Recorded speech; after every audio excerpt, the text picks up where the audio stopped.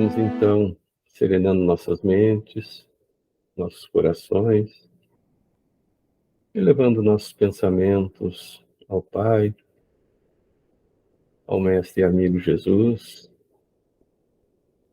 pedindo a Ele e ao Pai o amparo, a proteção e a permissão para que a espiritualidade encarregada desse momento de estar conosco, nos orientando, nos harmonizando, nos trazendo a paz, o entendimento, sabedores de, como disse o Mestre, e onde dois ou mais estivessem reunidos em seu nome, entre eles estaria. Então, com certeza, o Mestre, através de seus prepostos, conosco se encontra, nos trazendo o entendimento dessa maravilhosa doutrina, a doutrina dos Espíritos, que veio nos esclarecer o que há mais de 2000 anos o Mestre nos deixou, essa boa nova, esse caminho iluminado que nos conduz ao Pai, essa estrada pavimentada. Muitas vezes, por equívocos nossos, deixamos de percorrê-la. Também pedimos o amparo e a proteção aos nossos irmãos que não puderam participar do encontro, e que sejam eles também agraciados com esses bálsamos benfazejos, de muita paz, de muita harmonia, que seus lares sejam iluminados. Estão abertos, então, os nossos trabalhos, e assim seja. Vamos passar, então, para a Vita fazer a leitura do Evangelho para nós.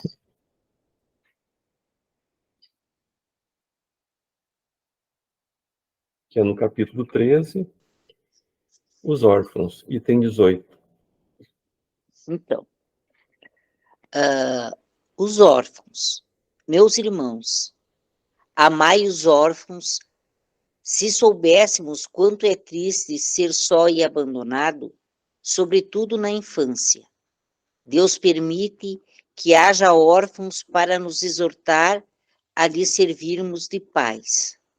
Que divina caridade ajudar uma pobre criança abandonada, impedi-la de sofrer fome e frio, dirigir sua alma a fim de que não se perca no vício. Quem estende a mão a uma criança abandonada é agradável a Deus, porque compreende e pratica sua lei. Pensai também que frequentemente a criança que socorreis vos foi cara numa outra encarnação, e se pudesses vos lembrar, não seria mais caridade, mas um dever. Assim, pois, meus amigos, todo ser sofredor é vosso irmão e tem direito à vossa caridade. Não é essa caridade que fere o coração, não é essa esmola que queima a mão que a recebe, porque vosso óbolo frequentemente são amargos. Quantas vezes eles seriam recusados se em casa a doença e a privação não os esperassem? Dai delicadamente, acrescentai ao benefício o mais precioso de todos os benefícios, uma palavra, uma carícia, um sorriso amigo. Evitai esse ar de proteção que fere de novo o coração que sangra, e pensai que, fazendo o bem, trabalhais para vós e para os vossos. Um espírito familiar, Paris, 1860. Muito bem. Estava falando para o Daniel que um texto tão pequeno e que, ao meu ver, quando li a primeira vez, me veio muita tristeza ao coração.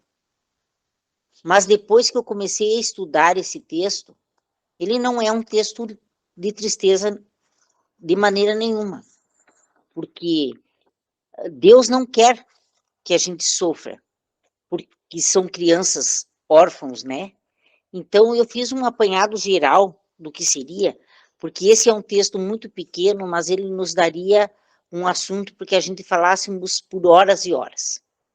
Então, assim, eu vou fazer um apanhado pequeno para vocês, só para que a gente tenha, assim, uma noção, mais ou menos, dele, né? Em primeiro lugar, eu fiz um apanhado, assim, dos órfãos em relação ao Covid-19 no Brasil. O Brasil teve mais ou menos 40 mil órfãos com o Covid-19, tá? Os direitos dos órfãos, no caso. Direitos dos órfãos. Os órfãos terão direito a receber um benefício de prestação continuada, que é o BPC, até a maioridade civil. E os órfãos devem ter acesso garantido ao dinheiro, seja pela nova família ou seja pela instituição que o acolheu. Como se chama hoje o orfanato, no caso? Nós chamamos sempre de orfanato. Isso me foi, para mim, uma surpresa, porque eu nunca tinha ido pesquisar sobre esse tipo de coisa. Como é chamado orfanato, essas instituições são chamadas de Serviço de Acolhimento Institucional para Criança e Adolescente, SAICA, onde cada serviço possui uma equipe de funcionários composta por educadores, auxiliares de limpeza e manutenção, cozinheira e equipe técnica, que trabalha pautados no olhar para a transformação de situações. Quantos anos a pessoa fica no orfanato? Quantos anos a criança pode ficar no orfanato? De acordo com a legislação, está limitado em 2 anos o tempo máximo para para a permanência da criança no abrigo. A partir deste tempo, as crianças entram em cadastro de adoção, independente da permissão dos pais biológicos ou responsáveis. O termo acolhimento institucional entrou em vigor bem recentemente, em 2009, através da alteração do artigo 101, inciso 7º da Lei 8.069, de 13 de julho de 1990, do ECA, Estatuto da Criança e do Adolescente. Anteriormente, essa medida de proteção era denominada de abrigo em entidade. O maior orfanato do Brasil é o Orfanato Santa Rita de Cássia. Como é ser órfão? Ser órfão os órfãos têm que assoprar suas próprias feridas.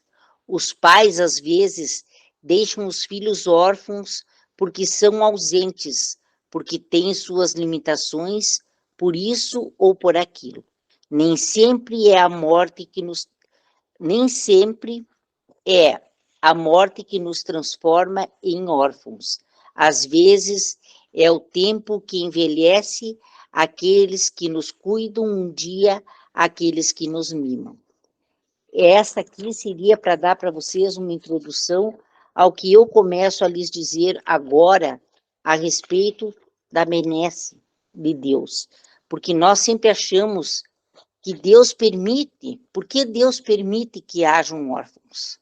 Deus é infinitamente justo e bom.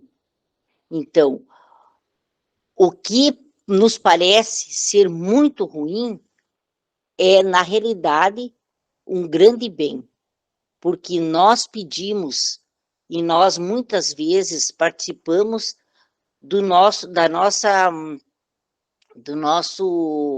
plano reencarnatório. E podemos, na grande maioria das vezes, ter pedido para voltar desta maneira, para nos reportarmos mediante faltas cometidas em outra vida, na vida passada, por termos sido maus filhos, por não termos tido uma atitude boa perante pai, perante mãe, perante a família, perante os irmãos. Então, nesta outra vida, pedimos então para vir nessa situação. O que não quer dizer que sempre seja essa a situação, mas pode ser uma das possibilidades da gente reencarnar na orfandade por termos pedido para vir assim, por termos pedido para vir com esta prova para a nossa própria evolução espiritual. Então, aos nossos olhos aquilo parece ser muito ruim, não é. E Deus nunca nos abandona, porque nós não podemos esquecer que em João, no item 18 de João, ele nos diz, Jesus nos diz, não vos abandonarei e não vos deixarei órfãos. Então, nós temos que saber que nós nunca andaremos sozinhos. Nós temos, cada um de nós, o nosso guia protetor, o nosso anjo guardião. Então, estamos sempre protegidos e sempre amparados. Então, aonde a gente vê a solidão em algumas coisas, realmente não andamos sós, porque Deus jamais nos desampara. Não andamos sozinhos e nunca andaremos sozinhos, porque nós temos o amparo divino, sempre. E durante toda a nossa reencarnação, estaremos amparados pela providência divina. Então, aqui onde ele diz, pensai também que frequentemente a criança que socorreis vos foi cara numa outra encarnação, e se pudesses vos lembrar, não seria mais caridade, mas um dever. Que espetáculo isso aqui. Nada mais é do que a gente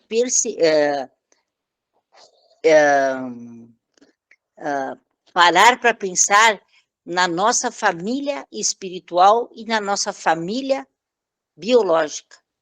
É quando nos encontramos, muitas vezes, com amigos com os quais nos damos tão bem que parecem irmãos, que não são amigos, que são irmãos, que às vezes a gente não se dá tanto com o irmão que a gente tem, quanto a gente se dá com aquele amigo.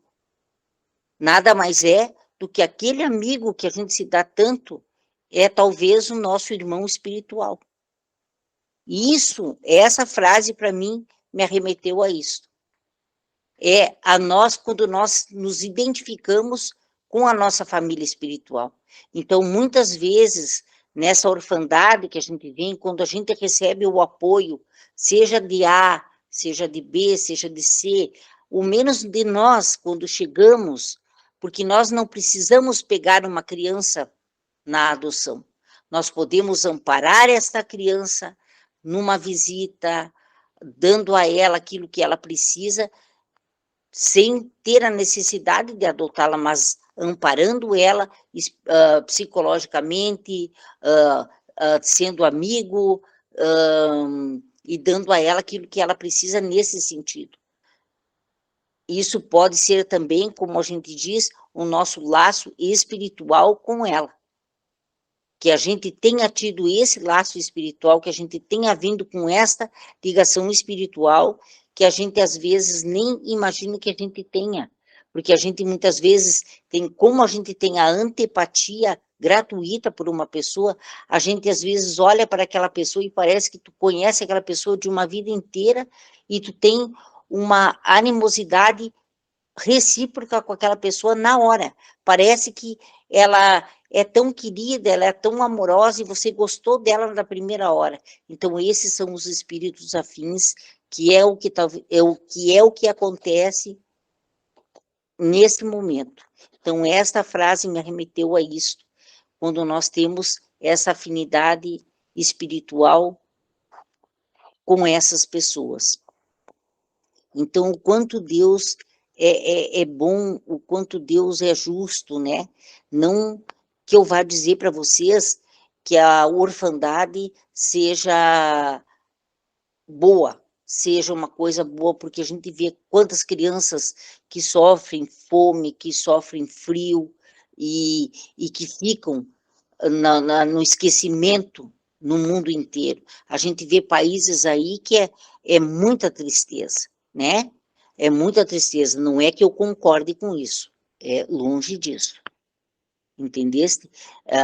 Mas não sabemos o porquê. Sabemos que tudo tem o seu porquê. E que Deus não erra. Deus é infinitamente justo e bom. E temos um porquê do tudo, né? Se vieram desta maneira, é porque, de alguma sorte, tiveram que vir, né? E terão o amparo divino para passar por tudo que tiverem que passar. Mas nós, como espírito evoluídos, mais evoluídos não, mas estudados, como estamos estudando, como espíritos que procuram conhecimento, como nós estamos procurando, e já estamos numa caminhada para nos melhorarmos, né? Como o Daniel já tem esse costume de chegar nos locais e tentar auxiliar de alguma sorte, com alguma coisa para comer, ou procurando conversar com uma pessoa, porque órfãos não são só crianças, nós temos órfãos adultos, nós temos órfãos como eu, que trabalho numa clínica de doentes mentais, órfãos, tem doentes mentais que eu estou lá há 2 anos que nunca receberam uma visita, que estão morando nessa casa há 18 anos e nunca mais receberam a visita de ninguém. Então, são órfãos. E nós os acolhemos. São acolhidos por todos. Então, esse acolhimento amoroso, esse acolhimento com o coração, é isso que Jesus nos pede nessa leitura.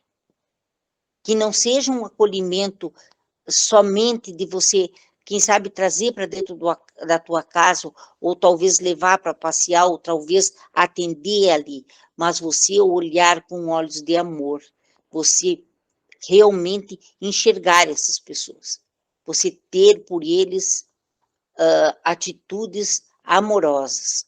E como diz aqui, quantas vezes eles seriam recusados se os dons que você dá aqui, ó, assim, pois, meus amigos, todo ser sofredor é vosso irmão e tem direito à vossa caridade. Não é essa caridade que fere o coração.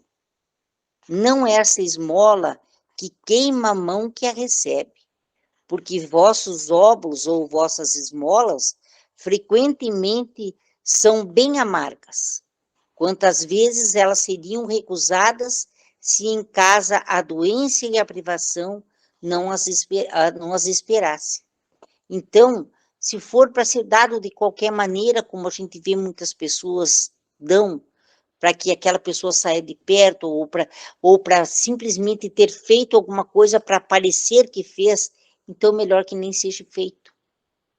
Se não é para ser feito do coração, com amor, com carinho, com empatia, que realmente aquele ser humano receba aquilo sentindo o amor que você tem por ele, o amor que você tem a dar para ele.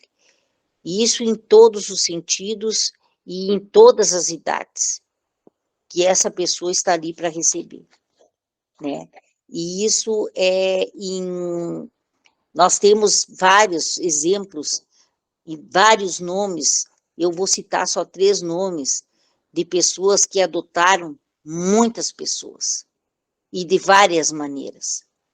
Divaldo, Madre Teresa, Chico Xavier, adotaram muitas pessoas, e de várias maneiras. Chico conversava com todas as pessoas, no centro espírita, nas ruas, aonde ele chegava, ele conversava, ele tinha balinhas no bolso, ele tinha sempre para todo mundo, para todas as pessoas na rua. Madre Teresa, fraquinha, franzininha, pequenininha, ela sempre tinha para todos. Ela não tinha nem para ela, mas ela sempre tinha um achego para dar para as pessoas.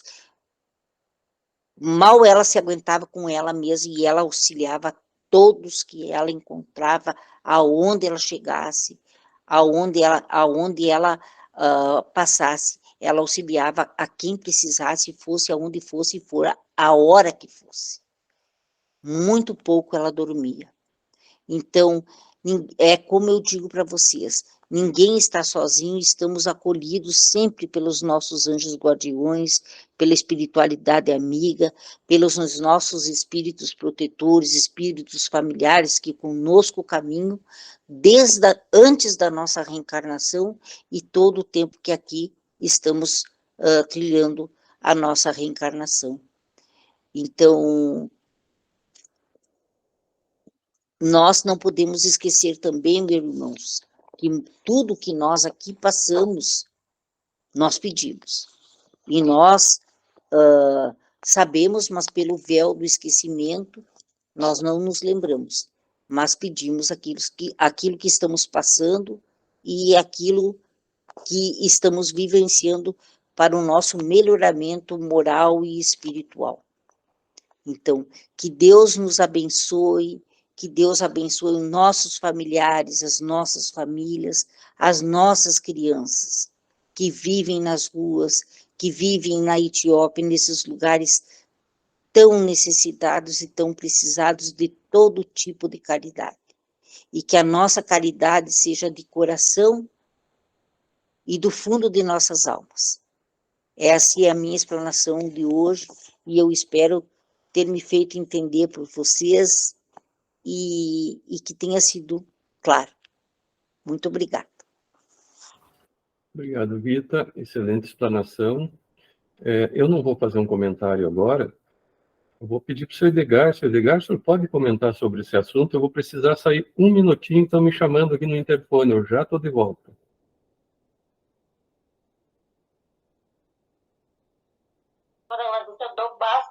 Boa noite a todos. Que Deus nos abençoe e nos ampare, né? Essa é uma questão muito delicada que nós temos do Evangelho, né, gente? Eu fiquei muito preocupada, eu não gostei dessa mudança. Como a Rosvita falou ali, nós temos órfãos de todos. Só um pouquinho, tem intervenção aqui. Só um pouquinho, minha querida. Eu vou ter que desligar, que nós estamos em aula. Depois nós falamos. Desculpe, Edgar. Assim, uma vez a Rosvita falou, né? Temos órfãos crianças e órfãos adultos também, né? Tem crianças que são órfãos de pais presentes, ausentes, aliás. Pais que têm seus filhos, mas que quase não param em casa também, né?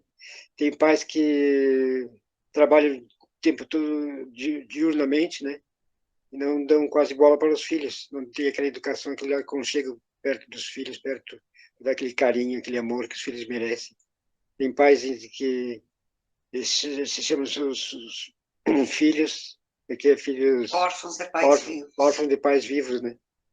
E os velhinhos que ficam doentes, que nem a Rosita falou, né? São abandonados. Nos asilos que a gente participava, fazendo música terapia nos asilos, quantos vovôs que estavam lá, quanto tempo lá sendo internados naqueles asilos, e os filhos nunca iam buscar, nunca iam visitar eles. Então tem esses órfãos que o Evangelho nos fala, no amplo geral, né, gente?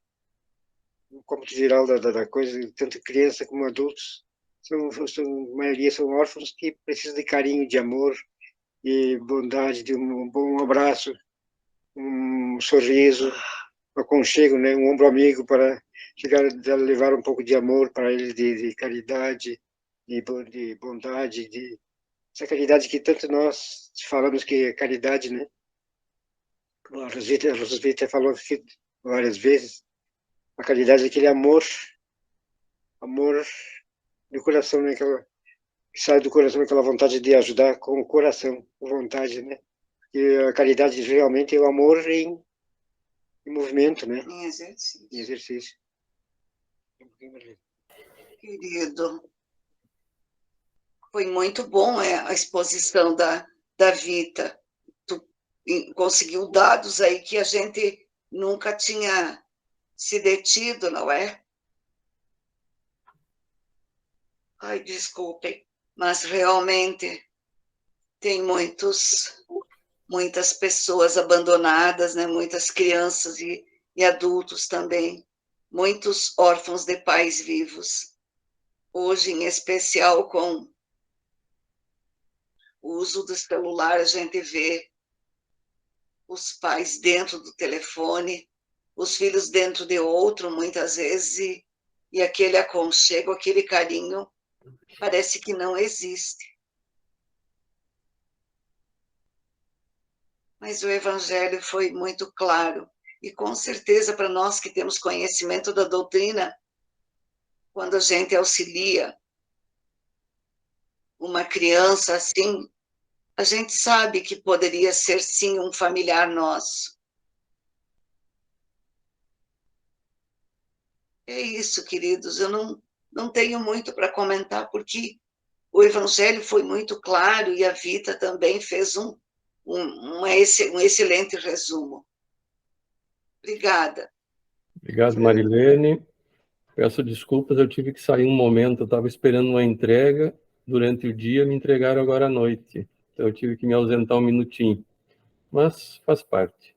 Mas realmente a exposição da Vita foi muito interessante, bem colocada, né? E o órfão, né? A gente, normalmente o órfão, essa palavra nos leva somente às crianças abandonadas, né? E não é muito mais ampla a abrangência dessa palavra órfão, né? E como a Vita citou ali, não é? O esquecimento, a reencarnação e esquecimento. Então nós, ainda com a nossa, vamos dizer assim, a nossa inteligência ainda muito restrita, né? A nossa inteligência e moral também, né? Nós não conseguimos ainda entender a Deus, porque Deus é perfeito. E de mãos perfeitas não poderia sair algo imperfeito, não é? Então, quando nós não entendemos algo, às vezes nós questionamos, puxa, mas Deus permitiu isso? Não, não foi Deus que permitiu. Foi nós que criamos essa situação para o nosso futuro, né? Então, a importância da gente viver esse nosso presente bem vivido, para que tenhamos um futuro também bom, porque é como nos diz, os espíritos não existem inocentes, dependendo da idade, jovens, crianças, adultos, velhos, tudo pelo que estamos passando foi produzido por nós mesmos. Porque Deus, sendo perfeito, ele não faria algo imperfeito. A gente vê, assim, algumas religiões acreditam tudo a Deus, né? Então, tudo depende do humor de Deus. Se Deus hoje acordou bem, ele vai não nos dar coisas boas. Se acordou de mau humor, vai nos trazer problemas, não é? Porque nós criamos Deus à nossa imagem e semelhança com as nossas imperfeições, não é? E Deus não, é um ser perfeito. Então nós fomos criados por mãos perfeitas, nós temos esse germe da perfeição. Falta nós desenvolvermos nessa perfeição. Então Deus não criou nenhum espírito pronto. O que nós aprendemos na doutrina espírita? Nós todos fomos criados simples e ignorantes de saber, e não da forma pejorativa que se usa como burrice. Não, nós somos, e somos ainda, por mais inteligente que pensemos ser, somos ainda ignorantes de muitas coisas. Porque eu sempre digo assim, se Jesus reencarnasse hoje aqui, ele falaria coisas que nós não entenderíamos, pela evolução que tem Jesus. Ele falaria de mundos que nós não acreditaríamos. Imaginem lá, quando Jesus reencarnou, há mais de 2000 anos atrás, se ele falasse que um dia o homem andaria nos céus, andaria embaixo d'água, enfim, iria à Lua, iria no espaço, o que aquela humanidade daquela época acharia de Jesus, não é? Um louco. E se Jesus viesse aqui e nos falasse sobre o futuro, também uma boa parte da humanidade eu acharia o quê? Quando a gente vai ler, por exemplo, o livro do André Luiz, né, O Nosso Lar, quando ele fala do aerobus, né, que é um ônibus que transita sem gravidade, enfim, né, sem os motores que a gente está acostumado a ouvir, a ver aqui no nosso planeta. É difícil. Eu lembro quando eu trabalhei na livraria, no início, as pessoas tinham o costume de indicar para as pessoas o Nosso Lar. Aí, um dia, nós vamos conversar sobre isso. Para que é que nós vamos indicar o Nosso Lar? Para aquele que já tem algum conhecimento espírita, porque senão vai ser uma coisa fantástica demais, a pessoa não vai entender, acreditar. Então, eu sempre, na época, eu nunca esqueço, eu sempre como na época eu estava coordenando a livraria, então a gente fez uma reunião para falar sobre isso. O que nós temos? A pessoa vai comprar um livro, tu já sabe se ela é leiga, se ela entende um pouquinho. Então, você vai atender a pessoa, né, para ver o que essa pessoa procura, e não deixar a pessoa ali procurando um livro, ela não sabe que livro quer, muitas vezes, né? Claro que muitos vão lá já procurando um determinado livro. Mas se a pessoa não tem conhecimento espírita, eu sempre disse, indica Richard Simonetti, que é uma leitura simples, fácil de entender, objetiva. Agora, depois, claro, esses livros não são muito fáceis de encontrar. Os livros do Miramês são livros assim, muito fáceis de entender, muito claros e com simplicidade. Porém, livros do Miramês não se encontra mais em livrarias, só em PDF, né? Se você lê as 20 obras da filosofia espírita do Miramês, são 20 livros. Ele te fala sobre todos os assuntos de uma forma simples e fácil de entender. Mas então, voltando aos órfãos, eu falei isso porque que muitas vezes nós somos órfãos de conhecimento também, órfãos de entendimento. Temos crianças órfãos, temos jovens órfãos, adultos órfãos, muitas vezes pais órfãos também de filhos, né? Os filhos, agora, a Vitor estava citando, quantos filhos não abandonaram seus pais nessas instituições, né? Então, pais órfãos também de filhos. Quantos pais, os filhos, por mais que os pais, vamos dizer, não estejam em instituições, mas que consigam ter a sua vida independente, mas que os filhos esquecem, né? Esquecem de visitá-los, de acolhê-los, enfim, de dar aquele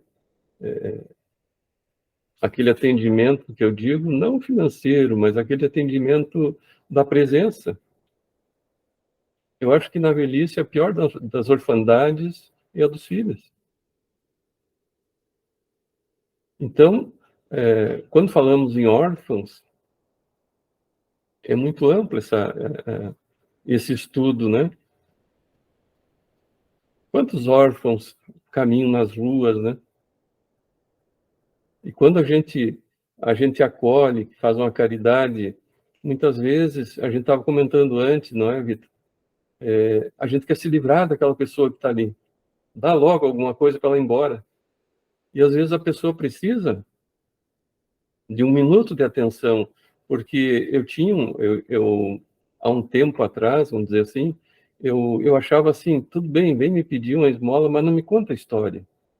E ao contrário, às vezes a pessoa está ali para contar uma história para nós, para desabafar, para compartilhar algo dela, ela precisa mais disso do que a esmola que ela veio pedir.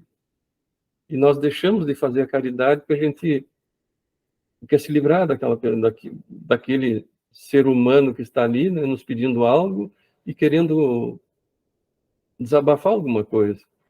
Então, eu estava contando para a Vita, antes de nós iniciar o nosso encontro, e hoje à tarde eu saí, aqui estava um sol bonito, estava quente, e aqui na frente do calçadão tem uma sorveteria. E eu entrei ali para tomar um sorvete. E de repente passou uma pessoa, uma idade indefinida, assim, um senhor ou jovem, não dá para definir a idade, assim. E ele foi nas senhoras que estavam ali tomando sorvete, e eu vi que ele falou algo, mas eu não entendi. E como estava só eu e na outra ponta essas senhoras, ele veio vindo e chegou na minha mesa. E ele começou a falar, mas eu não entendi. Ele falava bem baixinho e de uma forma estranha que eu não conseguia entender. Mas eu deduzi que ele me viu tomando um sorvete, ele quer um sorvete. E daí ele fez várias tentativas, mas ele mostrava lá para dentro e o sorvete. Eu perguntei para ele, você quer um sorvete? E ele fez que não. Ele me entendia o que eu falava, mas eu não conseguia entender ele. E ele mostrou lá para dentro o que ele queria. Porque eu fiquei pensando, quando ele veio vindo para o meu lado, de repente, essa pessoa deve ter uma vontade de tomar um sorvete, né? E eu pensei, vou oferecer um sorvete para ele quando ele estava vindo. Mas não, ele mostrou lá para dentro, e eu olhei no balcão, tinha um pastel, tinha essas coxinhas, ele queria aquilo, e ele passou a mão na barriga, assim, mostrando que estava com fome. Então, não é? Esse é um órfão que a gente às vezes deixa de atender. Então ele foi lá, daí eu disse para ele, então vai lá e pede lá. Daí ele foi lá dentro, eu nem vi o que ele pegou, não me preocupei com o que ele ia pegar. Não fiquei controlando se ele ia pegar, o quanto ia pegar, o que ia pegar. Mas quando ele saiu, me agradeceu, ele pegou. Eu vi que ele estava com uma sacolinha, e ele pegou pouquinha coisa. Um pastel e uma coxinha só. E uma latinha de refrigerante.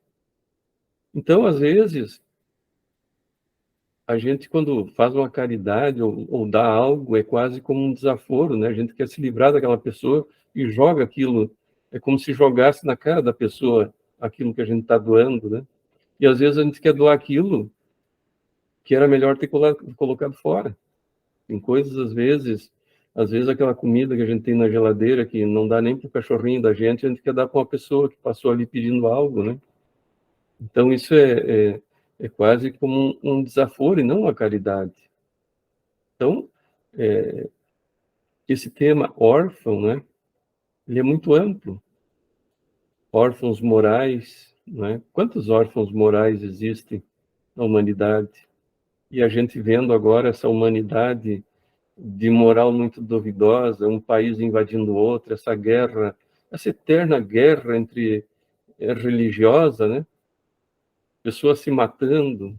Uma vez o Divaldo contou a história que ele estava na Irlanda e uma criança católica foi apedrejada pelas protestantes. Por quê? Porque ela passou numa rua protestante. E lá, e diz o Divaldo, e a rua sabe se ela é católica ou protestante? Isso tudo é ignorância do homem, né?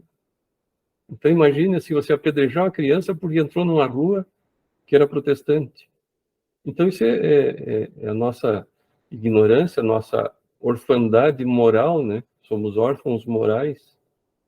E aí nós seguimos o que é essa guerra agora interminável, que já fazem 1 ano, 2 anos que está aí, não é?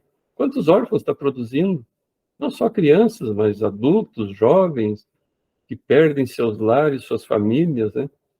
Ficam órfãos de tudo. E o que nós podemos fazer por isso?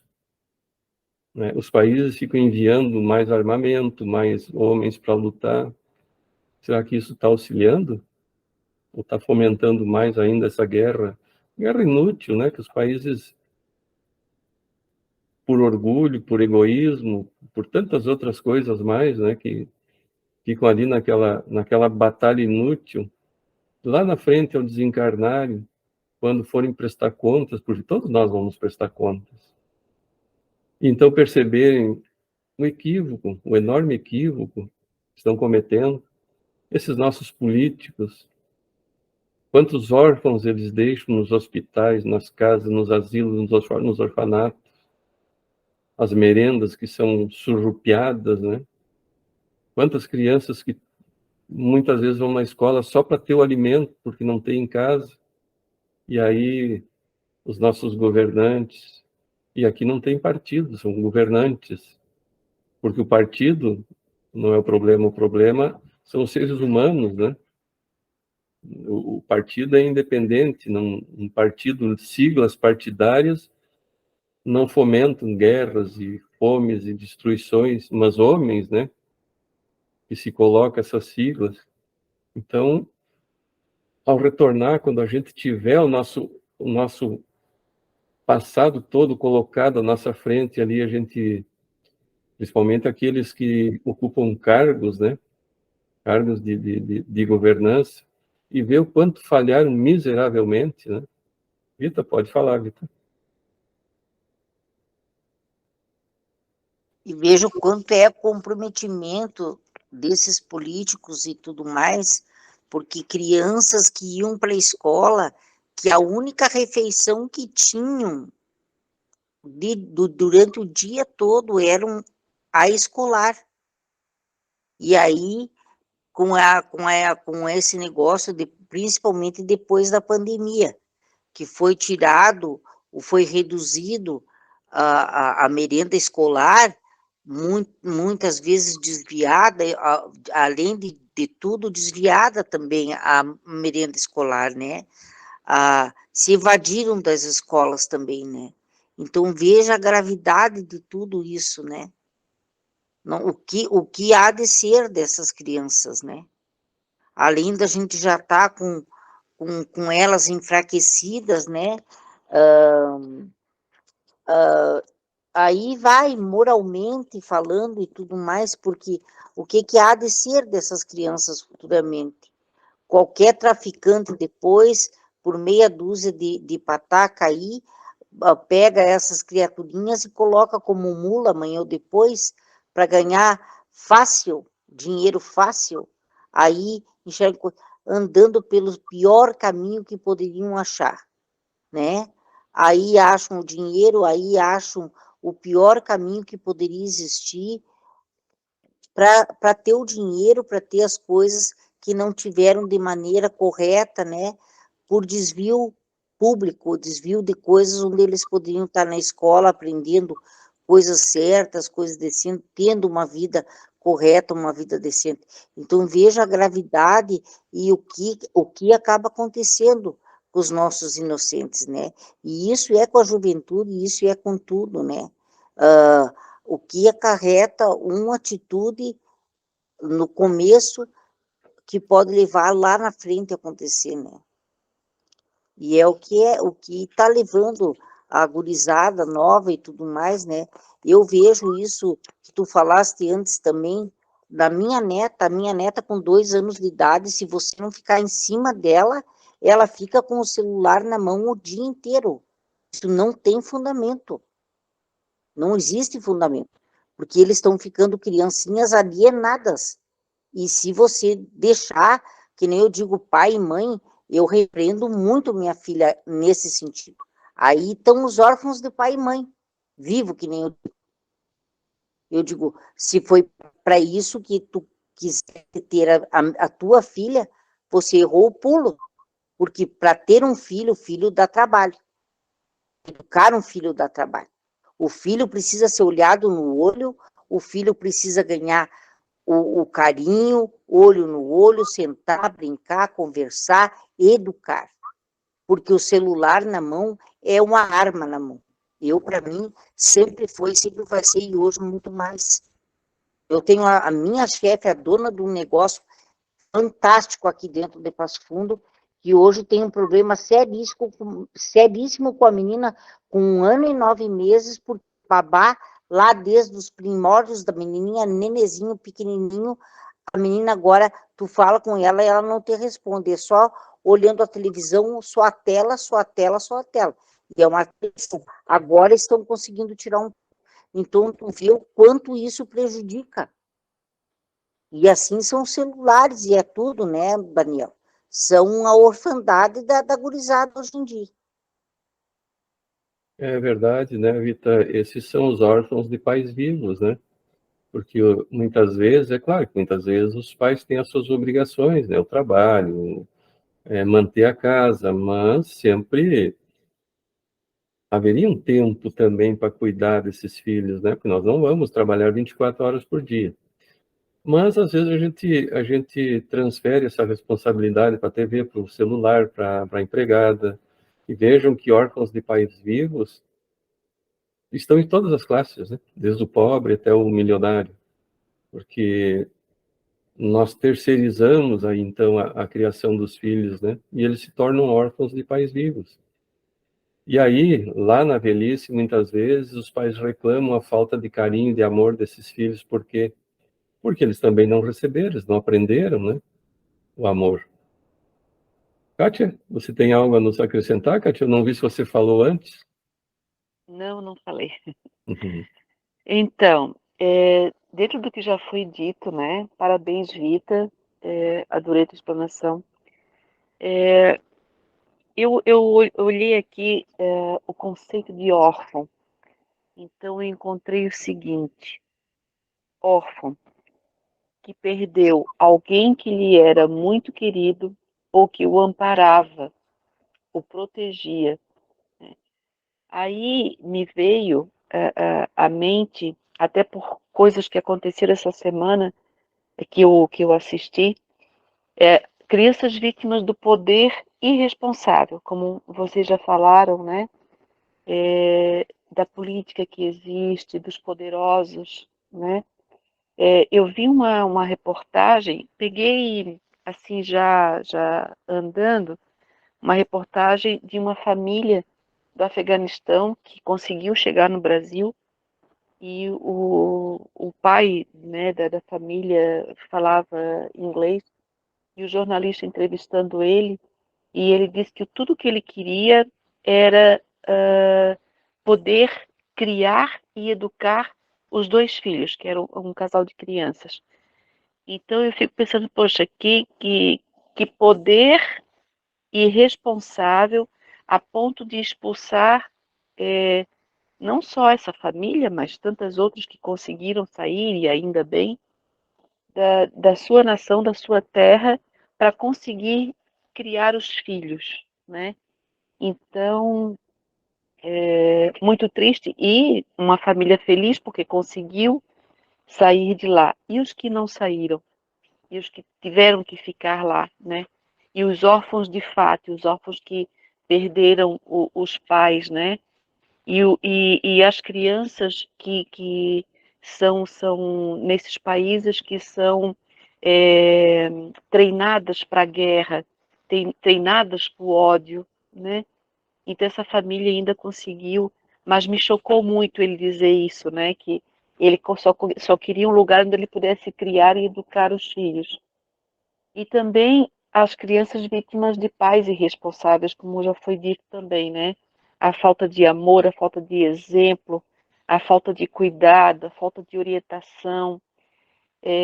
Eu participo de um estudo também nas segundas-feiras, e ontem uma colega nossa, que é psicóloga, nós estávamos debatendo um assunto, e ela contou a história de uma pessoa que ela atende, uma mulher. E quando ela começou o atendimento com essa pessoa, ela percebia que a mulher não sorria. Não sorria, não sorria, falava das suas dificuldades e não sorria. E um dia ela perguntou, poxa, mas por que não dá um sorriso? E aí ela disse o seguinte, que quando ela era criança, ela gostava muito do pai. E quando o pai chegava do trabalho, ela corria para o portão para esperar o pai, corria sorrindo. E o pai dizia para ela, fecha essa boca, não mostra esses dentes. Então, ela cresceu achando que sorrir era errado e que os dentes dela não eram bonitos. E ela cresceu e levou isso para a vida. Então, olha a irresponsabilidade de um pai ou de uma mãe, dependendo do que faz, né? E também a gente não sabe como que esse pai e essa mãe foram criados e que sofreram também. Mas olha só a consequência, né, de uma falta dessas. Então era isso que eu queria dizer, e também, né, vocês falaram dos idosos que são abandonados, né, são órfãos dos filhos, né. Então era isso que eu tinha a dizer. Obrigada, pessoal. Muito bom, Kátia. Obrigado. E nós esquecemos, né, que um dia o pai vai nos questionar o que fizestes com os meus filhos que eu coloquei sob a vossa guarda, né? Nós os abandonamos, nós os maltratamos, colocamos na indigência. Então, nós vamos ser cobrados um dia. Josi, tem algo a nos acrescentar, Josi? Então, eu acho que hoje o grande problema são os órfãos de pais não presentes, né? E eu convivo muito com isso, sabe? Eu já aprendi isso com a minha mãe. Eu perdi o meu pai muito cedo, eu tinha 10 anos de idade. Eu era muito agarrada com ele, mas eu tive uma mãe que valeu por 1000, né? E a minha mãe sempre foi muito acolhedora, e eu aprendi isso com ela, sabe? Então, eu tenho muitos filhos adotivos, muitos, de pais que não são presentes, que às vezes vêm, passam 2, 3 horas, às vezes uma manhã inteira comigo, conversando, se aconselhando, às vezes um carinho, né? E eu costumo muito dizer, assim, tem uma historinha, né? Que eu tenho essa historinha desde pequena, sabe? Uma vez uma criança chegou em casa, atrasada da escola, a mãe estava muito preocupada e brigou com ela, né? Ela assim, não, mãe, sabe o que aconteceu? É que morreu o pai de uma colega minha hoje, né? E eu saí da escola e fui ficar com ela na casa dela, né? Daí a mãe falou assim, tá, minha filha, mas o que tu fez, né, com a tua amiga? Eu sentei e chorei com ela. Então, assim, às vezes, é tudo que a gente precisa de alguém que senta e chore com a gente. Essa semana que passou, né, eu comentei com o Daniel, eu hoje também estou me sentindo muito órfã, porque eu perdi um grande amigo. Eu perdi um amigo da minha vida, meu melhor amigo. Ele desencarnou na quarta-feira, por uma ignorância da família. Ele era uma pessoa muito conhecida, a família escondeu de todos. E esse meu amigo, ele foi numa consulta na terça. E ele desenvolvia um trabalho, ele viajava, né, para Gaspar. E na terça, ele foi numa consulta, ele pediu, eu tirei o resultado dos exames para ele, mandei um PDF para o celular dele, né? E na consulta ele se sentiu mal e foi internado. Daí ele me ligou, uma chamada de vídeo, e falou assim, Josi, eu vou ficar internado provavelmente 7 dias, porque ele estava com uma pneumonia. E ele falou assim para mim, tu és a pessoa que eu mais confio. Tu pega a minha caminhonete, tu vai fazer o serviço para mim? Eu falei assim, vou. E eu fui na quinta-feira. Ele já estava morto. Ninguém sabia. Eu saí de casa às 4 da manhã. Peguei as 3 pessoas, né, que precisavam ir. Todos nós acreditando que ele estava internado. Fizemos a viagem. Quando eu estava lá em Gaspar, às 11h30 da manhã, a gente teve a notícia. E, enfim, eu voltei para casa à noite, fiz o trabalho como ele me pediu, até o final. Até falaram para mim lá, falaram assim, Josi, vai, tu não tá bem, porque, como vocês sabem, fazem 2 meses que eu sofri um infarto, né? Na hora que eles me contaram, eu passei mal, eu desmaiei, eles precisaram chamar o bombeiro. Mas eu falei para ele, não, para eles, eu vou fazer o trabalho dele até o final. Eu vim para casa e eu acho que sexta e sábado que caiu a ficha, sabe? Mas assim, Deus, ele faz tudo certo, tudo. Quando eu tive internada, que eu fiquei 15 dias internada, eu sou uma pessoa muito fácil de fazer amizade, sabe? E lá no hospital, eu fiz uma amizade muito preciosa com um enfermeiro, que era espírita, e com um porteiro, que era evangélico. Uma amizade que eu vou levar para minha vida toda. E na madrugada de sexta para sábado, eu não conseguia, gente, eu não conseguia, eu fiquei muito mal, eu não conseguia me alimentar, eu não conseguia dormir. Meus filhos me levaram de volta, né, para emergência. E quem estava de plantão? Os dois, né, o Acácio e o Fábio. E eles conversaram muito comigo, muito. E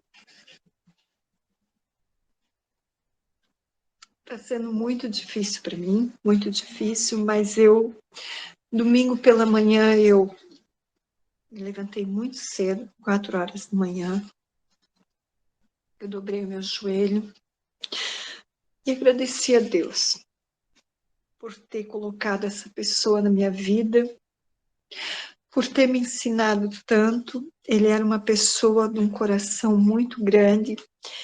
Há uns 5 anos atrás, nós tínhamos uma senhora com 82 anos e ela tinha uma filha envolvida com drogas, se prostituía, e ela teve um filho que teve paralisia cerebral.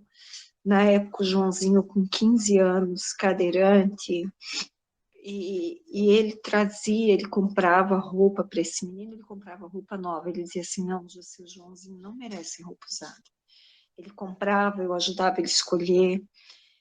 Ele não dava uma cesta básica, ele dava um rancho para ela por mês. E essa senhorinha, um dia a gente foi na casa levar esse rancho, e quando a gente encostou a porta caiu. A casa dela de madeira estava caindo. Ele conversou com muitos amigos e cada um doou uma coisa, ele fez uma rifa e ele juntou 15 mil reais para a gente comprar uma casa para Dona Helena. Eu fui junto com ele, porque ele dizia assim para mim, Jússi, tu é muito chorona, negociante, então tu tens que ir junto comigo. E a gente ficou um mês correndo atrás em madeireiras e conseguimos comprar a casa. Daí 15 mil reais dava uma casa não tão boa, era mais simples, né? Aí, no dia que a gente foi, a gente já tinha ido lá pesquisar, estava o proprietário, e eu comentei com ele, né? Daí ele assim, não, vocês vão levar a melhor casa que eu tenho, que é 20 mil reais, eu vou dar 5 mil do meu bolso de presente. Então, assim, ele me ensinou muito, né? Me desculpem, mas ainda me dói muito e eu acredito que por muito tempo vai doer a falta dele. Eu sei, eu acredito que ele está muito iluminado agora, porque ele mereceu, né? Ele aprendeu a máxima do espiritismo, né? Do cristianismo, que é a caridade, que é o amor ao próximo, né? Ele não era uma pessoa acho que ele nunca leu uma Bíblia. Mas ele entendeu isso muito melhor do que muita gente que não sai de uma igreja. Então é isso. Obrigada, desculpa. Tá? Obrigada, amigos. Obrigado, Jossi, por esse depoimento. Sempre nos acrescentam e muito, né? Trazer histórias de pessoas assim que tiveram a vida dentro da caridade sem se preocupar com que religião, né? Que religião tinham. A religião dela era a caridade.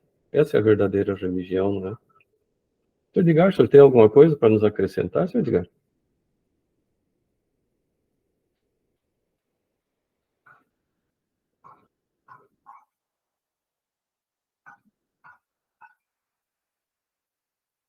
Não está saindo o som do seu telefone, senhor Edgar.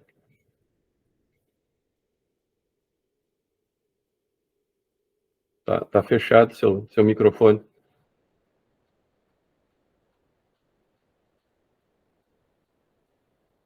Não, mas não tá saindo o som. Então, enquanto o senhor regulariza o som, Tayane, tem algo mais para nos colocar? Sim, eu estava ouvindo a Jussi falar, e até enquanto vocês falavam, eu pensei em uma história que me marcou bastante, mas ouvindo a Jussi, eu vou fazer um outro comentário antes.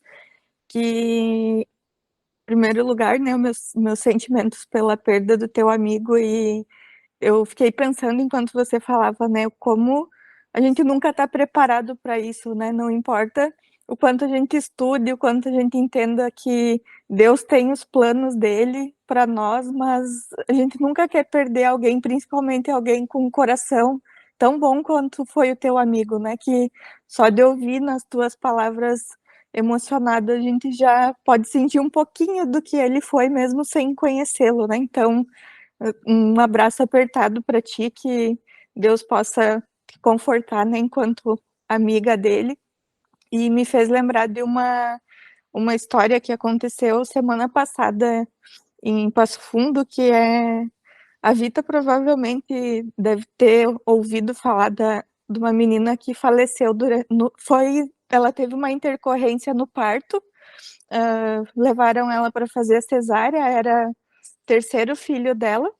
Ela faleceu com 25 anos, então ela foi para cesárea, e a família está agora numa batalha porque receberam denúncias que foi erro médico, então tá bem complicado assim para a família aceitar que ela entrou cheia de saúde, teve uma gestação com muita saúde, maravilhosa, naquela expectativa da terceira filhinha que estava chegando. Infelizmente ocorreu esse erro médico, ela ficou 6 dias na UTI e acabou não resistindo. E trazendo, né, para tanto isso que a Jussi falou do amigo dela, e eu não conhecia essa menina, mas ela era amiga de uma amiga bem próxima a minha, então a gente acaba, né, ouvindo falar da pessoa, e ela teve sempre na vida dela essa missão de ser mãe.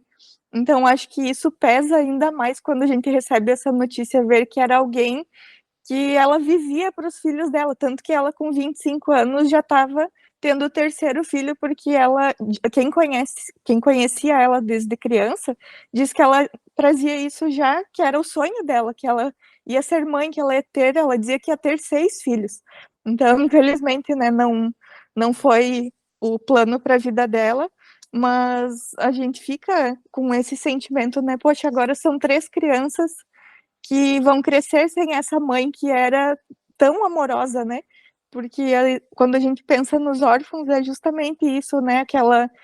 Como vocês falaram, às vezes a gente pensa só na criança, mas ela deixou também a mãe dela órfã, né? De uma filha tão jovem que tinha tanto esse amor de todos, então como é difícil, né?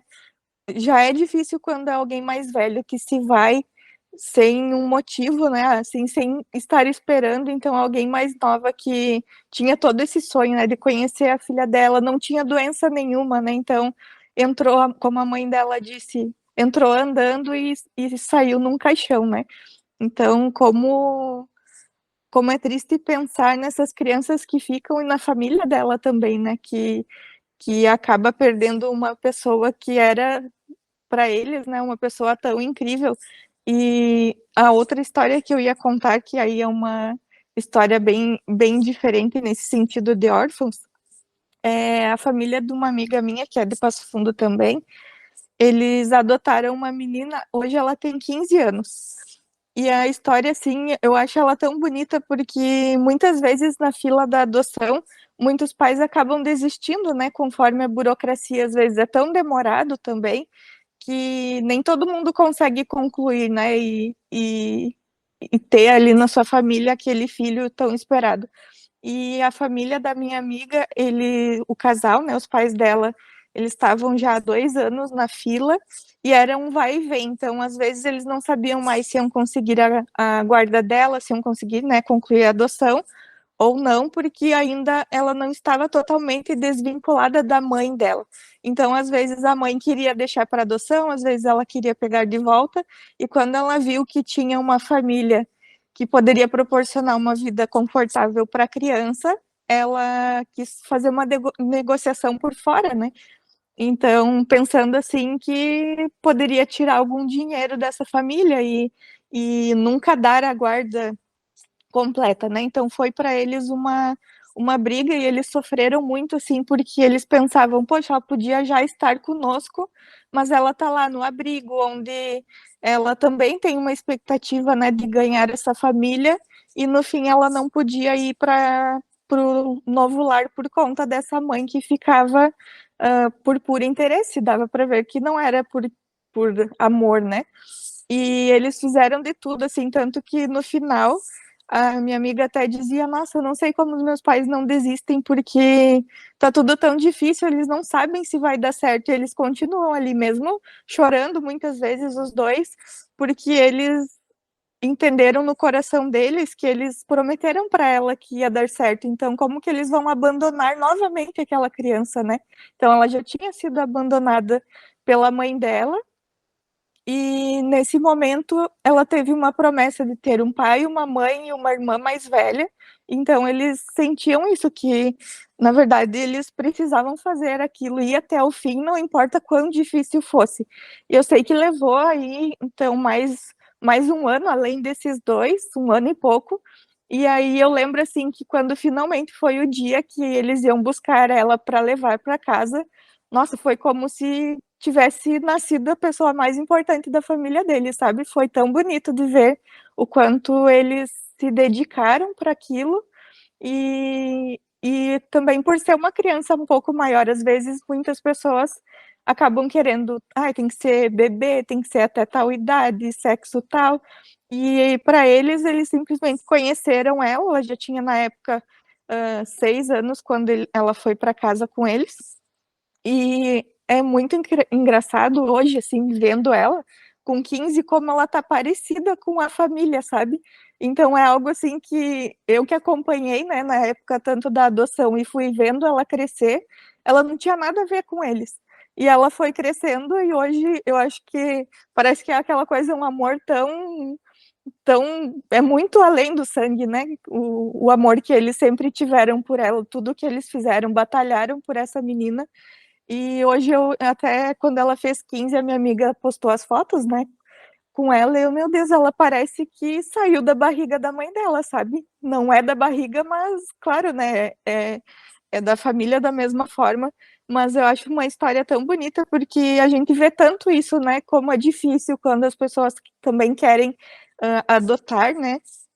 E até eu tenho um ex-colega da faculdade que ele e a esposa estão na fila também, então eles colocaram para não ter restrição de idade, então eles não sabem o filho que vai vir, né, que se vai ser criança, se vai ser adolescente, se vai ser com que idade, e é tão legal poder ver histórias assim também com esse desfecho, né, de pessoas que batalham e que eles vão até o fim para realmente fazer a diferença na vida de uma criança que significa o mundo para aquela criança, né? Ou adolescente, enfim, né, que seja a idade que for.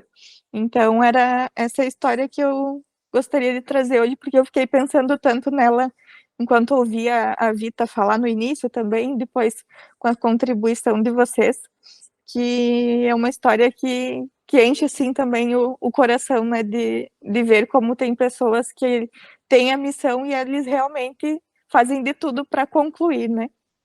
Então era isso por hoje. Muito bom, muito interessante a história. Mas aí a gente vê, né, que muitas vezes não são os laços de sangue que unem os espíritos, né? Mas laços bem mais fortes. Então, isso que aconteceu com essa família, essa demora, tudo que aconteceu para que esse espírito que integrasse essa família, tudo tem um porquê, tudo tem um motivo, né, que nós desconhecemos, mas com certeza é um motivo justo. E essa mãe que fez tudo isso para impedir, com certeza ali adiante também vai ter as suas dificuldades quando quiser ter também os seus filhos, né? Porque nada fica sem o retorno, né? É o nosso plantio e a nossa colheita. É a lei de causa e efeito, né? Ela nunca cessa. Mais alguém, seu Edgar? Consegue falar agora, seu Edgar? Tá. Abriu agora? Deu, agora estamos ouvindo. Tá com dupla personalidade. Eu estava vendo aquela história que a Kátia falou daquela senhora, né? Tem uma senhora que foi no Caminho da Luz, fiz um atendimento fraterno para ela. Ela fazia 30 anos que era casada. Vivia triste, né? Nunca contou para o marido dela, nunca contou para os filhos que ela tinha, nunca contou para ninguém. Perguntou se podia desabafar comigo, eu disse, pode falar. Ela fez um aborto ainda quando eu recém tinha casado com o esposo dela, ela estava grávida de outro senhor, né? Quando casou, logo que casou. E ela nunca contou para ninguém, ela abortou aquilo. E então ela ficou muito triste, vivia a vida inteira, 30 anos triste, né? Sem contar para ninguém, sem dividir com ninguém. Eu tive a felicidade de ouvir ela, né? Quando eu saí de lá, saiu feliz da vida, agradecendo 1000 vezes. Eu agradeço a ti mesmo e a Deus, acima de tudo, né? Então, tem pessoas que guardam dentro do seu coração, a gente não sabe o que se passa dentro do coração das pessoas, né?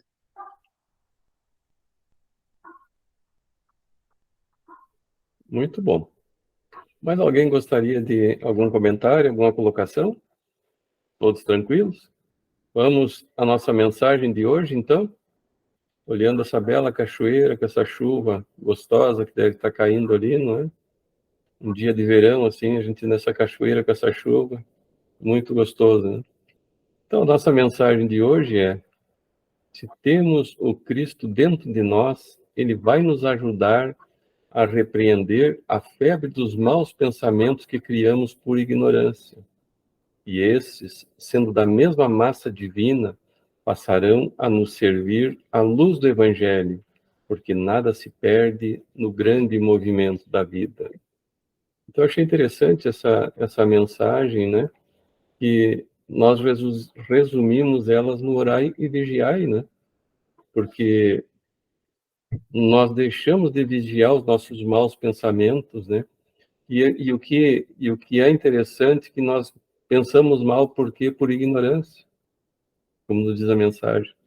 Nós ignoramos muitas coisas e por ignorar nós nos equivocamos com frequência. E muitas vezes esses equívocos eles já estão de uma forma tão profunda lá no nosso subconsciente que a gente se equivoca já por automatismo. Então vamos aprender a pensar bem para que também automatize no nosso subconsciente esse bom pensamento, esse proceder bem, que nós vamos automaticamente fazer as coisas certas. Mas isso ainda depende de um longo treinamento, né? Nós passamos séculos e séculos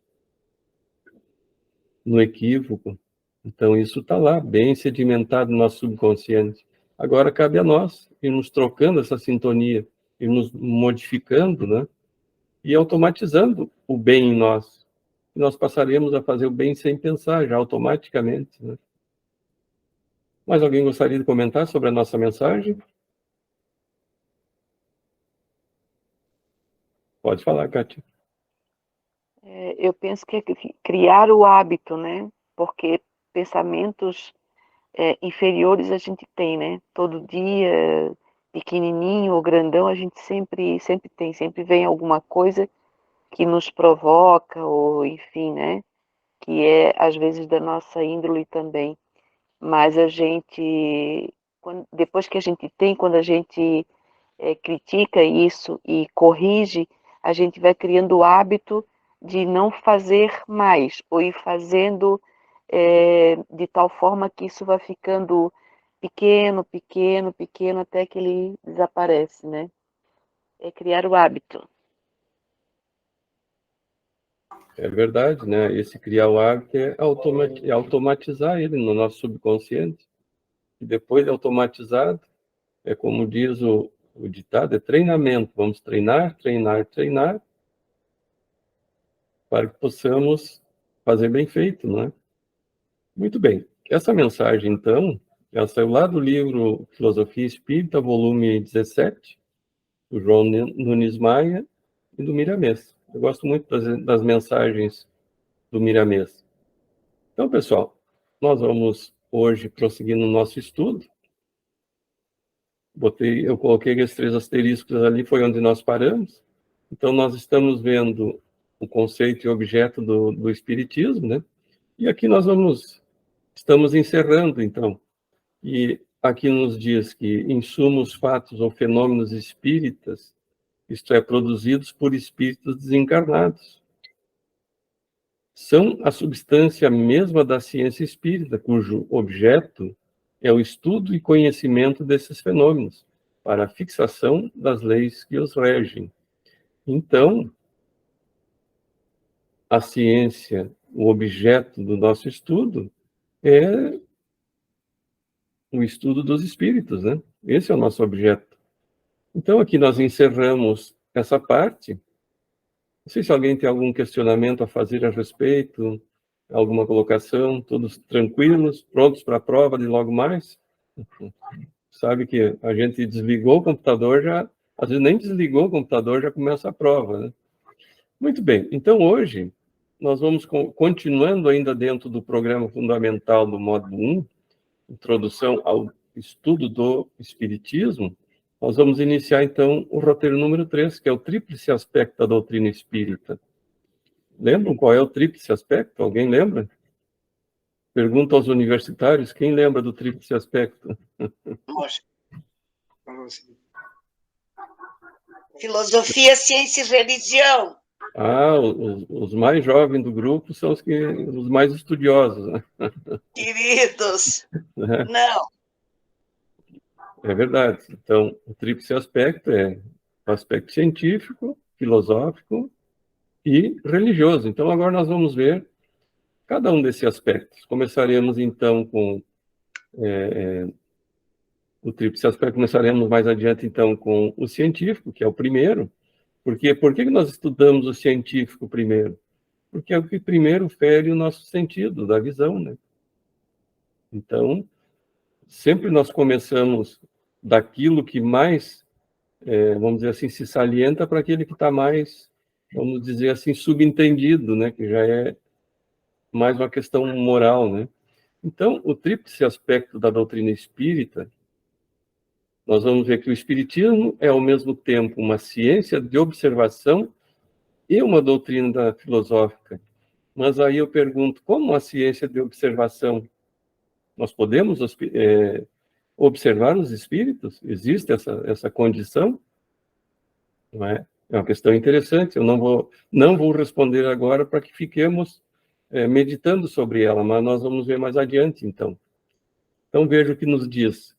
Como ciência prática, ele consiste nas relações que se estabelecem entre nós e os espíritos. Como filosofia, ele compreende todas as consequências morais que dimanam dessas relações. Então, vejam que a ciência, ela vem nos mostrar essa nossa relação com os espíritos. Mas de que forma?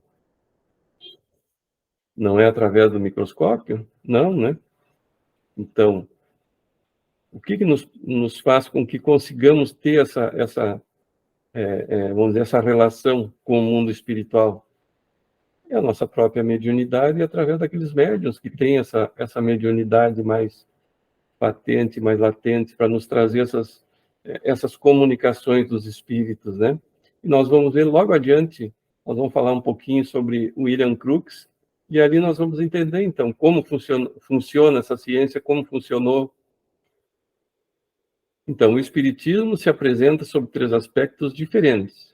Então, ainda Kardec nos diz, o das manifestações, o dos princípios e da filosofia que delas decorrem e o da aplicação desses princípios. Então, nós sabemos dessa interação entre o mundo espiritual e o mundo corporal. Nós vamos, então, ter esses princípios que a espiritualidade nos traz. E quais são esses princípios, né? Que são os princípios filosóficos. Quando é que nós começamos... como é que a gente diz, às vezes, não vamos filosofar? O que é filosofar? Não é? Essa troca, vamos dizer assim, esse questionamento, essa troca de ideias, de informações. Então, quando nós pensamos em termos de filosofia espiritual, o que nós pensamos? São as respostas que a filosofia nos dá a esses questionamentos que nós fazemos. De onde eu vim, de onde venho, para onde vou, por que estou aqui, por que sofro, existe vida após a morte. Então, esses são questionamentos filosóficos que a doutrina dos espíritos vem nos esclarecer. Então, daí temos 3 classes, ou 3 graus de adeptos, ou espíritas, espiritistas, né? Quais são esses 3 graus? Os que creem nas manifestações e se limitam a comprová-los. Para esses, o espiritismo é uma ciência experimental. E como nós vemos casas espíritas ainda fazendo sessões mediúnicas públicas, né? Como essas casas ficam lotadas. Por quê? Porque nós somos esses adeptos. E nós precisamos ver, como Santo Tomé, né? Ver para crer, mas nós ficamos somente nisso. Achamos bonitas as manifestações e não nos interessamos em nos aprofundar. Nós vamos lá na casa espírita, principalmente essas que têm essas manifestações, essas sessões mediúnicas públicas, né? Porque aquilo nós achamos bonito. É como se estivéssemos voltando ao tempo da França, do tempo das mesas girantes, em que se reuniam as pessoas nos clubes para verem as manifestações espirituais, né, das mesas girantes, como nós já estudamos antes. Então, esse é o primeiro tipo de adepto, mas aí temos o segundo. Os que lhe percebem as consequências morais, que eu até acredito que seja a grande maioria de nós, quando entramos na doutrina espírita e começamos a estudar e nos aprofundar um pouco mais, nós percebemos essas consequências, né? Porque a doutrina espírita vem para nos alertar, nos esclarecer e nos indicar os caminhos a seguir. E nós percebemos isso, mas até nos modificarmos, nos autorreformarmos, há uma grande distância, né? Então, esses são os segundos adeptos, que eu até acredito que seja a maioria, posso estar enganado. E aí temos o terceiro, que são os que praticam ou se esforçam para praticar essa moral. Então, tudo isso que nós estamos estudando, o que nós estávamos fazendo agora? Não é? Estudando essa moral do Evangelho, que o Evangelho nos trouxe. Estamos tentando, ou nos esforçando para colocar em prática, eu acredito que todos nós, né? Por isso nós estamos aqui. Por isso a importância do estudo da doutrina espírita, que é estudar, perceber as consequências morais que esse estudo nos traz e tentar colocar em prática isso que nós estudamos. E com certeza é o que nós estamos aqui. Então, é como diz o que se reconhece o verdadeiro espírita. Como? Pelos esforços que nós estamos fazendo pela nossa transformação moral. Esses são os terceiros, então, que é o que estão praticando ou se esforçando para colocar em prática essa moral, não é? Seguindo, então, o que nos diz a doutrina? Qualquer que seja o ponto de vista científico ou moral sobre que considerem esses estranhos fenômenos, todos compreendem constituírem eles uma ordem inteiramente nova de ideias, que surge e da qual não pode deixar de resultar uma profunda modificação no estado da humanidade. E compreendem igualmente que essa modificação não pode deixar de operar-se no sentido do bem. Então, com esses estudos, nós estamos compreendendo, né, que tem que haver essa modificação, que é da onde? Nossa, de dentro para fora. Porque normalmente, o que a gente espera? Que os outros se modifiquem. As religiões, normalmente, o que querem? Modificar o exterior. E essa mudança é íntima, é de cada um de nós. É uma mudança que tem que partir de nós, de dentro para fora. Seguindo, então, e conforme as palavras de Kardec, então, aí sim podemos identificar o tríplice aspecto do Espiritismo. E o primeiro, como bem nos disse a Marilene, é o científico. Então, concernente ao quê? As manifestações dos espíritos, que é o que mais atrai as pessoas, né? Quando nós vamos na casa espírita, o que nós pensamos sempre?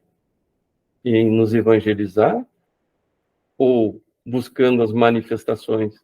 Hoje já não se busca tanto, porque as casas espíritas sérias, as casas espíritas corretas, eles não têm mais aquelas sessões mediúnicas públicas, né? Mas o que eu vejo, percebo agora aqui também, muitas casas que não são federadas ainda têm esse sistema de fazer as sessões mediúnicas abertas. Por quê? Porque as pessoas pensam, esses dirigentes pensam que quanto mais pessoas, melhor para casa. E não é. O melhor para casa é a seriedade com que vamos estudar a doutrina espírita. E não o número de pessoas que ali estão. Um exemplo são os grupos de estudos. Se nós formos somar as pessoas que já começaram conosco os estudos, são mais de 100 pessoas. Em quantos nós estamos estudando agora? Normalmente, 10, 12 pessoas, né? Então, a gente vai vendo que as pessoas,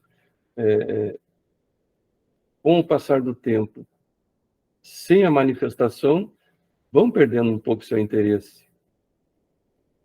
Porque o principal é o que nós estamos estudando, nós colocarmos em prática no nosso dia a dia, na nossa vivência. Então, também temos o filosófico, como também nos disse a Marilene, respeitante aos princípios, inclusive morais, em que se assenta a sua doutrina. E o terceiro aspecto, que é o religioso, relativo à aplicação desses princípios.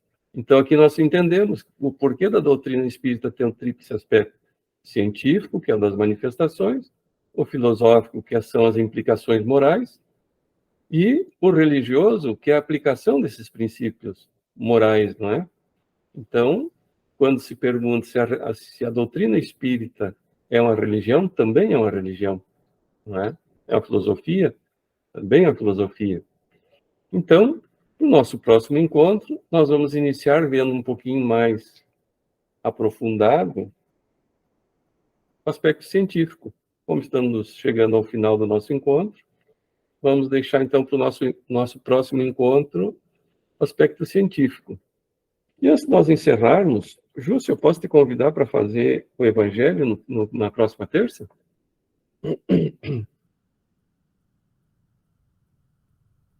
E olha,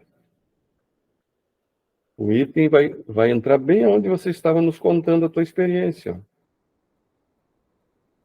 Benefícios pagos com ingratidão. Claro que não foi o teu caso, mas os benefícios, né, quando são pagos com a ingratidão. Então, continuando no capítulo 13, vai ser o item 19. Tu pode fazer, então, para nós? Muito bem.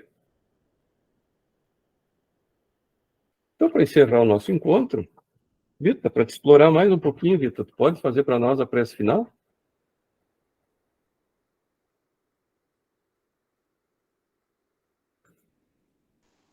Claro que sim.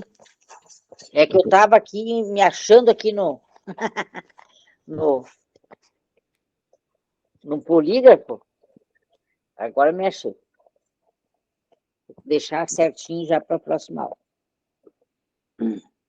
Vamos então, novamente, fechando nossos olhos, levamos o nosso pensamento ao nosso Divino Mestre Jesus, te agradecendo, Pai, por essa nossa aula de hoje, por podermos estar aqui reunidos em Teu nome. Agradecemos a nossa família, nossos filhos, netos, amigos, nossos queridos todos. Te agradecemos, Pai, por tudo aquilo que temos, por tudo aquilo que nos dás. E te pedimos, Pai, por todos os nossos irmãos que se encontram nos hospitais, nos asilos, nas casas prisionais, nos CASES. Te pedimos por aqueles que estão nesse momento desesperados, desesperançados. Oramos também pelos trabalhos de Nossa Senhora junto ao Vale Suicida, por esses irmãozinhos que saíram dessa vida de maneira tão equivocada. Te pedimos por todos os nossos, Pai, que voltaram para a pátria espiritual.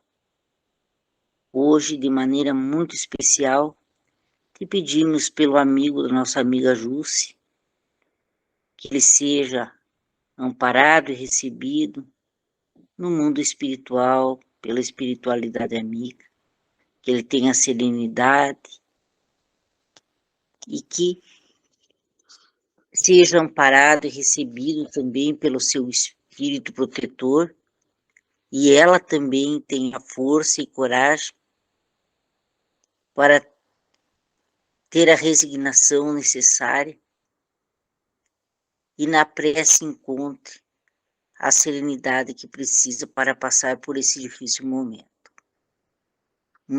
Uma breve separação, como a gente sempre diz.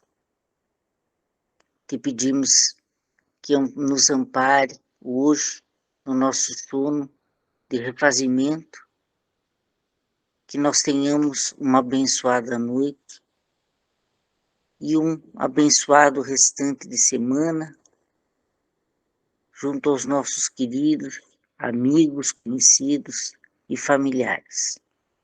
Que assim seja.